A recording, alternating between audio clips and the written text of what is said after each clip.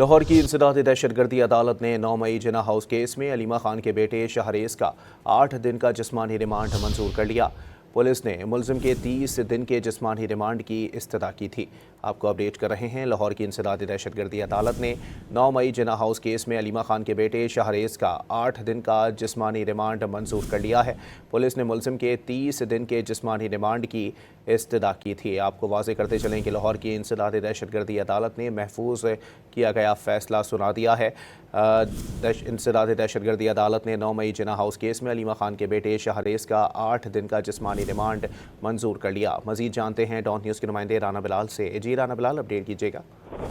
हाँ जी, देखें, लाहौर की इंसदादी दहशतगर्दी अदालत ने अलीमा खान के बेटे शाहरेज का जिस्मानी रिमांड 8 दिन का मंजूर किया है और 8 दिन के लिए शाहरेज को तफ्तीश के लिए पुलिस के हवाले कर दिया गया है। ATC के जज मंजर अली किल की जानिब से ये महफूज किया गया फैसला सुना दिया गया है। पुलिस की जानिब से मुलजिम के 30 दिन के जिस्मानी रिमांड की इस्तदा की गई थी और ये कहा गया था कि मुलजिम से तफ्तीश मुकम्मल करने के लिए उसका 30 दिन का रिमांड दिया जाए, जबकि जो शाहरेज के वकील है उनकी जानिब से जिस्मानी रिमांड की इस्तदा की मुखालफत की गई थी। ताहम अदालत की जानिब से फरीकैन वकला के दलाइल सुनने के बाद और रिकॉर्ड का जायजा लेने के बाद जिस्मानी रिमांड की दरख्वास्त पर फैसला महफूज कर लिया गया था। लेकिन अब से कुछ देर पहले अदालत ने यह फैसला सुनाते हुए मुलजिम शाहरेज का जिना हाउस हमला केस में 8 दिन का जिस्मानी रिमांड मंजूर कर लिया है।